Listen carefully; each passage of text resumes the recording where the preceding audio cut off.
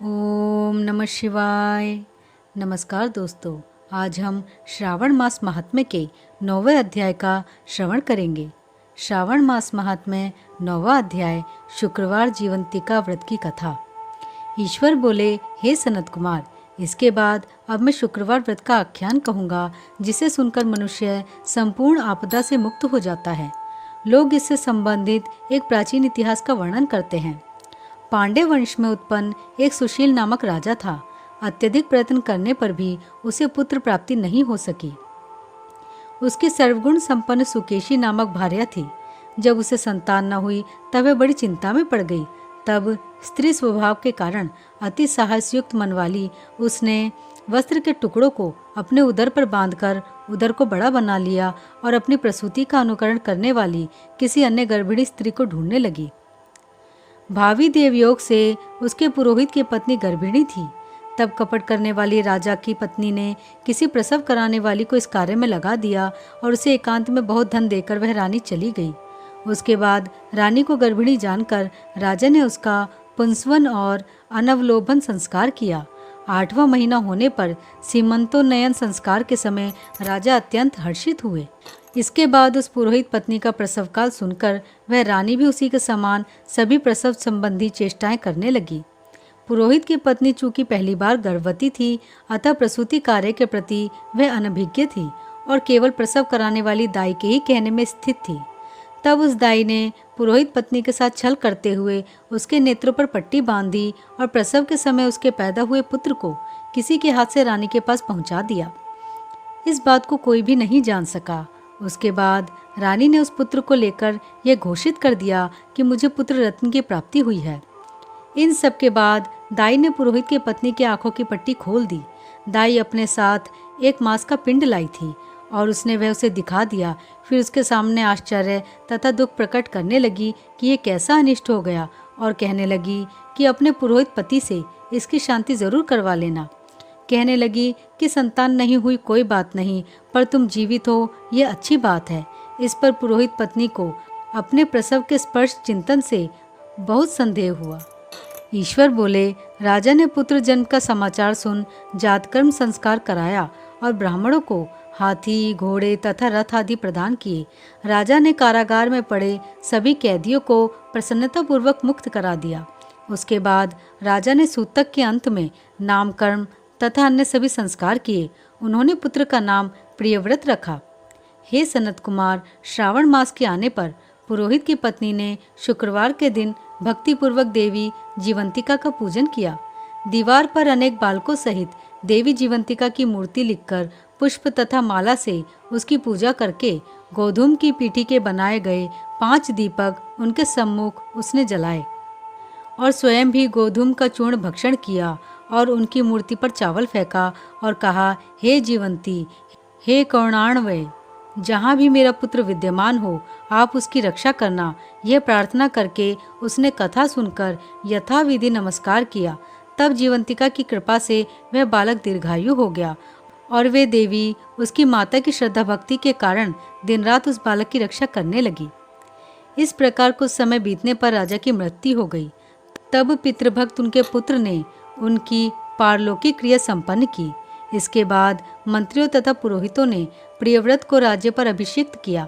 तब कुछ वर्षों तक प्रजा का पालन करके तथा राज्य भोग कर वह पितरों के ऋण से मुक्ति के लिए गया जाने की तैयारी करने लगा।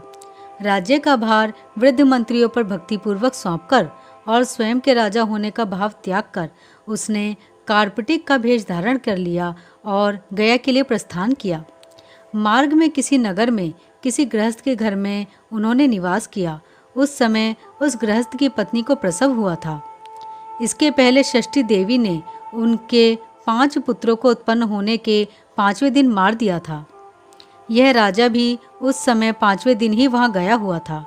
रात में राजा के सो जाने पर उस बच्चे को ले जाने के लिए षष्ठी देवी आई। जीवंतिका देवी ने उस षष्ठी देवी को यह कहकर रोका कि राजा को लांघकर मत जाओ।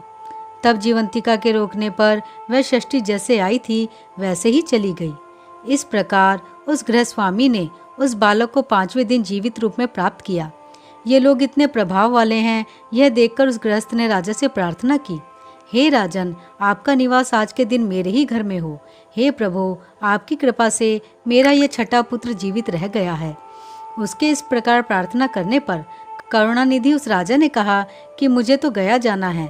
तब राजा गया के लिए प्रस्थान कर गए। वहाँ पिंडदान करते समय विष्णुपद वेदी पर कुछ अद्भुत घटना हुई। उस पिंड को ग्रहण करने के लिए 2 हाथ निकल कर आए। तब महान विस्मय युक्त राजा संशय में पड़ गए और पुनः पिंडदान कराने वाले ब्राह्मण के कहने पर उन्होंने विष्णु पद पर पिंड रख दिया। इसके बाद उन्होंने किसी ज्ञानी तथा सत्यवादी ब्राह्मण से इस विषय में पूछा। तब उस ब्राह्मण ने उनसे कहा कि ये दोनों हाथ आपके पितर के थे। इसमें संदेह हो तो घर जाकर अपनी माता से पूछ लीजिए, वह बता देगी। तब राजा चिंतित तथा दुखी हुए और मन में अनेक बातें सोचने विचारने लगे। वे यात्रा करके पुनः वहां गए जहां वह बालक जीवित हुआ था। उस समय भी उस स्त्री को पुत्र हुआ था और वह उसका 5वां दिन था। वह जो दूसरा पुत्र हुआ था उसे लेने रात में फिर वही षष्ठी देवी आई। तब जीवंतिका के दोबारा रोके जाने पर उस षष्ठी देवी ने उनसे कहा, इसका ऐसा क्या कृत्य है अथवा क्या इसकी माता तुम्हारा व्रत करती है जो तुम रात दिन इसकी रक्षा करती हो। तब षष्ठी देवी का यह वचन सुनकर जीवंती ने धीरे से मुस्कुराकर इसका सारा कारण बताया। उस समय राजन शयन का बहाना बनाकर वास्तविकता जानने के लिए जाग रहा था। अतः उन्होंने जीवंती और षष्ठी दोनों की बातचीत सुन ली। जीवंती ने कहा, हे षष्ठी, श्रावण मास में शुक्रवार को इसकी माता मेरे पूजन में रत रहती है और व्रत के संपूर्ण नियमों का पालन करती है। वह सब मैं आपको बताती हूँ। वह हरे रंग का वस्त्र तथा कंचुकी नहीं पहनती और हाथ में उस रंग की चूड़ी भी नहीं धारण करती। वह चावल के धोने के जल को कभी नहीं लांघती, हरे पत्तों के मंडप के नीचे नहीं जाती और हरे वर्ण का होने के कारण करेले का शाक भी वह नहीं खाती है। यह सब वे मेरी प्रसन्नता के लिए करती है, अतः मैं उसके पुत्र को किसी को मारने नहीं दूंगी। यह सब सुनकर राजा प्रियव्रत अपने नगर को चले गए। उनके देश के सभी नागरिक स्वागत के लिए आए। तब राजा ने अपनी माता से पूछा, हे माता, क्या तुम जीवंतिका देवी का व्रत करती हो? इस पर उसने कहा कि मैं तो इस व्रत को जानती भी नहीं हूँ।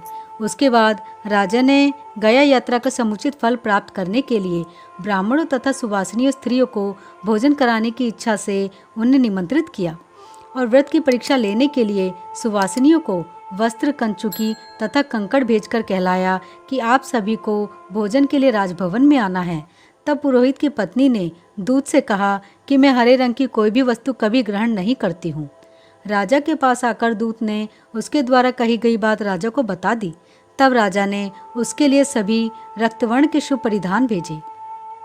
वह सब धारण करके वह पुरोहित पत्नी भी राजभवन में आई। राजभवन के पूर्वी द्वार पर चावलों के धोने का जल पड़ा देखकर और वहां हरे रंग का मंडप देखकर वह दूसरे द्वार से गई। तब राजा ने पुरोहित की पत्नी को प्रणाम करके इस नियम का संपूर्ण कारण पूछा। इस पर उसने इसका कारण शुक्रवार का व्रत बताया। उस प्रियव्रत को देखकर उसके दोनों स्तनों में से बहुत दूध निकलने लगा। दोनों वक्षस्थलों ने उस राजा को दुग्ध की धाराओं से पूर्ण रूप से सिंचित कर दिया। तब गया में विष्णुपदी पर निकले दोनों हाथों, जीवंतिका तथा षष्ठी दोनों देवियों के वार्तालाप तथा पुरोहित पत्नी के स्तनों से दूध निकलने के द्वारा राजा को विश्वास हो गया कि मैं इसी का पुत्र हूँ। इसके बाद पालन पोषण करने वाली माता के पास जाकर विनम्रता पूर्वक उन्होंने कहा, हे माता, डरो मत, मेरे जन्म का वृत्तांत सत्य सत्य बता दो। यह सुनकर सुंदर केशों वाली रानी ने सब कुछ सच सच बता दिया। तब प्रसन्न होकर उन्होंने जन्म देने वाली अपने माता पिता को नमस्कार किया और संपत्ति से वृद्धि को प्राप्त कराया। वे दोनों भी परम आनंदित हुए। एक दिन राजा प्रियव्रत ने रात में देवी जीवंती से प्रार्थना की, हे जीवंती, मेरे पिता तो ये हैं, तो फिर गया में वे दोनों हाथ कैसे निकल आए थे? तब देवी ने स्वप्न में आकर संशय का नाश करने वाले वाक्य कहा, हे प्रियव्रत, मैंने तुम्हें विश्वास दिलाने के लिए ही यह माया की थी, इसमें संदेह नहीं है। हे सनत कुमार, यह सब मैंने आपको बता दिया। श्रावण मास में शुक्रवार के दिन इस व्रत का अनुष्ठान करके मनुष्य सभी मनोरथों को प्राप्त कर लेता है।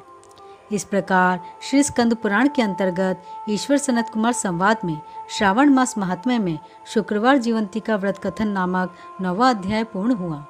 ओम नमः शिवाय।